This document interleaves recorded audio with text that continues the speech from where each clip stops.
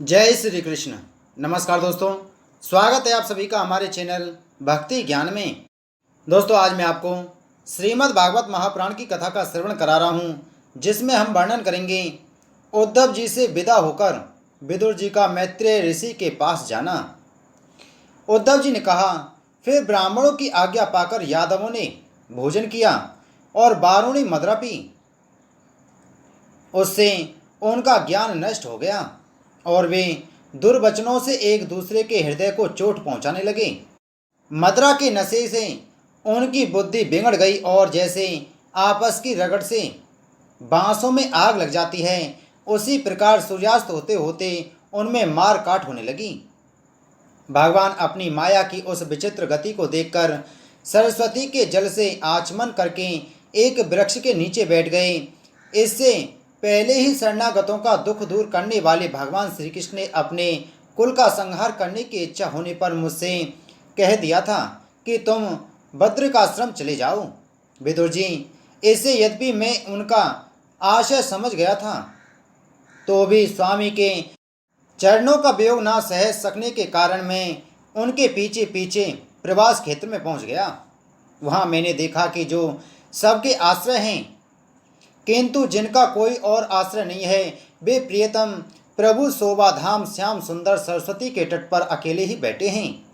दिव्य विशुद्ध सत्व में अत्यंत सुंदर श्याम शरीर है, शांति से भरी रत्नारी आंखें हैं, उनकी चार भुजाएं और रेशमी पीताम्बर देखकर मैंने उनको दूर से ही पहचान लिया। वे एक पीपल के छोटे से वृक्ष का सहारा लिए बाएं जांग पर दाएं कमल पर रखे हुए थे। भोजन पान का त्याग कर देने पर भी वे आनंद से प्रफुल्लित हो रहे थे। इसी समय व्यास जी के प्रिय मित्र परम भागवत सिद्ध मैत्रेय जी लोकों में स्वच्छंद विचरते हुए वहां आ पहुंचे। मैत्रेय मुनि भगवान के अनुरागी भक्त हैं। आनंद और भक्ति भाव से उनकी गर्दन झुक रही थी। उनके सामने श्री हरि ने प्रेम एवं मुस्कान युक्त चितवन से मुझे आनंदित करते हुए कहा। श्री भगवान कहने लगे, मैं तुम्हारी आंतरिक अभिलाषा जानता हूँ, इसलिए मैं तुम्हें वह साधन देता हूँ जो दूसरों के लिए अत्यंत दुर्लभ है। उद्धव, तुम पूर्व जन्म में वसु थे। विश्व की रचना करने वाले प्रजापतियों और वसुओं के यज्ञ में मुझे पाने की इच्छा से ही तुमने मेरी आराधना की थी। साधु स्वभाव उद्धव, संसार में तुम्हारा यह अंतिम जन्म है, क्योंकि इसमें तुमने मेरा अनुग्रह प्राप्त कर लिया है। अब मैं मर्त्यलोक को छोड़कर अपने धाम में जाना चाहता हूँ। इस समय वहाँ एकांत में तुमने अपनी अनन्य भक्ति के कारण ही मेरा दर्शन पाया है। यह बड़े सौभाग्य की बात है।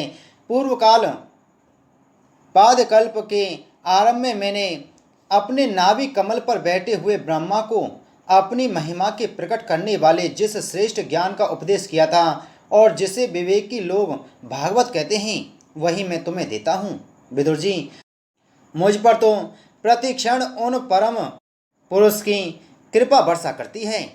इस समय उनके इस प्रकार आनंद पूर्वक कहने से स्नेहवश मुझे रोमांच हो आया। मेरी वाणी गदगद हो गई और नेत्रों से आंसुओं की धारा बहने लगी। उस समय मैंने हाथ जोड़कर उनसे कहा, स्वामिन, आपके चरण कमलों की सेवा करने वाले पुरुषों को इस संसार में अर्थ धर्म काम मोक्ष इन चारों से कोई भी पदार्थ दुर्लभ नहीं है। तथापि मुझे उनमें से किसी की इच्छा नहीं है। मैं तो केवल आपके चरण कमलों की सेवा के लिए ही लालायित रहता हूँ। प्रभु, आप निष्प्रह होकर भी कर्म करते हैं, अजन्मा होकर भी जन्म लेते हैं, काल रूप होकर भी शत्रुओं के डर से भागते हैं और द्वारका के किले में जाकर छिपे रहते हैं, तथा स्वात्मा राम होकर भी 16,000 स्त्रियों के साथ रमण करते हैं। इन विचित्र चरित्रों को देखकर विद्वानों की बुद्धि भी चक्कर में पड़ जाती है। देव, आपका स्वरूप ज्ञान सर्वथा अबाध और अखंड है। फिर भी आप सलाह लेने के लिए मुझे बुलाकर जो भोले मनुष्यों की तरह बड़ी सावधानी से मेरी सम्मति पूछा करते थे, प्रभु, आपकी वह लीला मेरे मन को मोहित सा कर देती है। स्वामिन, अपने स्वरूप का गुण रहस्य प्रकट करने वाला जो श्रेष्ठ एवं समग्र ज्ञान आपने ब्रह्मा जी को बतलाया था, वह यदि मेरे समझने योग्य हो तो मुझे भी सुनाइए, जिससे मैं भी इस संसार दुख को सुगमता से पार कर जाऊं। जब मैंने इस प्रकार अपने हृदय का भाव निवेदित किया, तब परम पुरुष कमल नयन भगवान श्री कृष्ण ने मुझे अपने स्वरूप की परम स्थिति का उपदेश दिया। इस प्रकार पूज्यपाद गुरु श्री कृष्ण से आत्म तत्व की उपलब्धि का साधन सुनकर तथा उन प्रभु के चरणों की वंदना और परिक्रमा करके मैं यहाँ आया हूँ। इस समय उनके विरह से मेरा चित्त अत्यंत व्याकुल हो रहा है। विदुर जी, पहले तो उनके दर्शन पाकर मुझे आनंद हुआ था, किंतु अब तो मेरे हृदय को उनकी विरह व्यथा अत्यंत पीड़ित कर रही है। अब मैं उनके प्रिय क्षेत्र बद्रिकाश्रम को जा रहा हूँ, जहाँ भगवान श्री नारायण देव और नर ये दोनों ऋषि लोगों पर अनुग्रह करने के लिए दीर्घकालीन सौम्य दूसरों को सुख पहुँचाने वाली एवं कठिन तपस्या कर रहे हैं। श्री सुखदेव जी कहते हैं, इस प्रकार उद्धव जी के मुख से अपने प्रिय बंधुओं के विनाश का असह्य समाचार सुनकर परम ज्ञानी विदुर जी को जो शोक उत्पन्न हुआ, उसे उन्होंने ज्ञान द्वारा शांत कर दिया। जब भगवान श्री कृष्ण के परिकरों में प्रधान महाभागवत उद्धव जी बद्रिकाश्रम की ओर जाने लगे, तब कुरुश्रेष्ठ विदुर जी ने श्रद्धा पूर्वक उनसे पूछा। विदुर जी ने कहा, उद्धव जी, योगेश्वर भगवान श्री कृष्ण ने अपने स्वरूप के गुण रहस्य को प्रकट करने वाला जो परम ज्ञान आपसे कहा था, वह आप हमें भी सुनाइए, क्योंकि भगवान के सेवक तो अपने सेवकों का कार्य सिद्ध करने के लिए ही विचरा करते हैं। उद्धव जी ने कहा, उस तत्व ज्ञान के लिए आपको मुनिवर मैत्रेय जी की सेवा करनी चाहिए। इस मर्त्य लोक को छोड़ते समय मेरे सामने स्वयं भगवान ने ही आपको उपदेश करने के लिए उन्हें आज्ञा दी थी।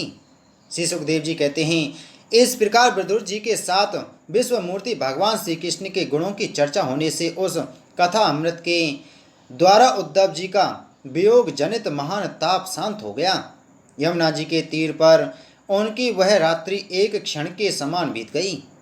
फिर प्रातःकाल होते ही वे वहां से चल दिए। राजा परीक्षित ने पूछा, भगवान, वृष्टि कुल और भोज वंश के सभी रथी और यूथपतियों के भी यूथपति नष्ट हो गए थे, यहाँ तक कि त्रिलोकीनाथ श्री हरि को भी अपना वह रूप छोड़कर जाना पड़ा। फिर उन सब के मुखिया उद्धव जी ही कैसे बचे रहे?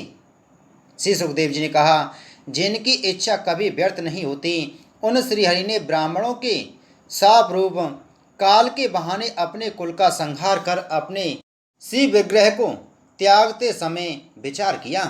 अब इस लोक में मेरे चले जाने पर संयमी शिरोमणि उद्धव जी ही मेरे ज्ञान को ग्रहण करने के सच्चे अधिकारी हैं। उद्धव मुझसे अनुमात्र भी कम नहीं हैं, क्योंकि वे आत्मजयी हैं, विषयों से कभी विचलित नहीं हुए।